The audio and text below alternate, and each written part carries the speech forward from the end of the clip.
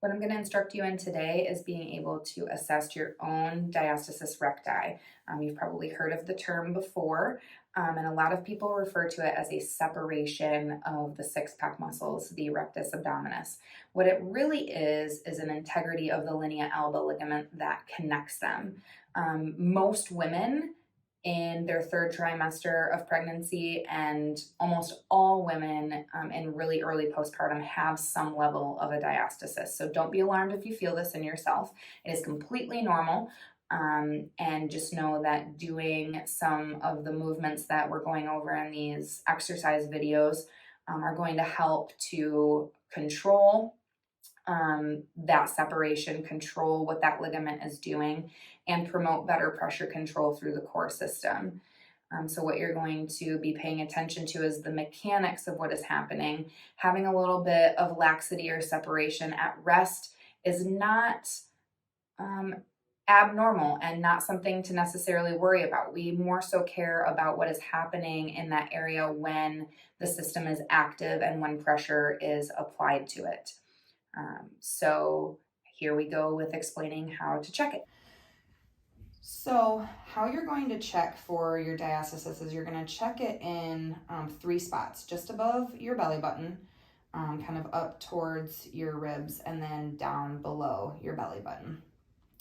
The easiest place to kind of feel it is right at the belly button, so we'll start there. What you're going to do is you're going to have 3 fingers, and you're going to check for 2 things. You're going to check for a separation between the sides of your six-pack muscle, but you're also going to check the integrity of the ligament itself. How far down can you sink into that ligament? And we're going to do this with activation of the core. So you're going to lift your head and shoulders up off of the floor or bed, whatever, and you're going to feel, is there a separation?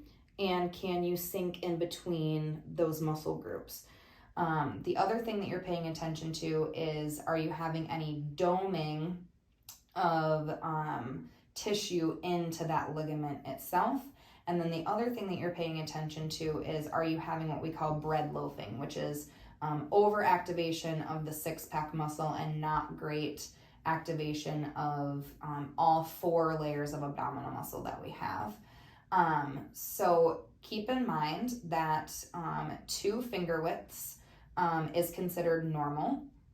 And so anything greater than that, you would want to be paying attention to how that is progressing over the coming weeks.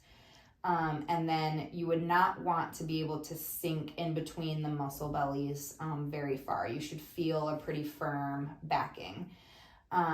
So again, checking that at the belly button, checking it up towards your rib cage. Now, if you have an extra wide rib cage and an angle in between your rib cage that's greater than 90 degrees, you're going to be at more risk of a separation up here. And so really working on improving oblique control to bring those rib cages down and in is going to be a part of what you're going to want to work on to decrease the separation up here.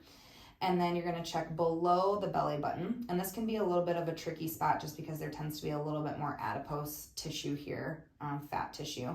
And so again, you're going to lift and kind of feel in between those muscle bellies for separation and depth as well. A separation below the belly button tends to be a little bit more related to pelvic floor dysfunction. So really being able to control that separation and doming that happens down here is going to be important if you're having any leakage issues.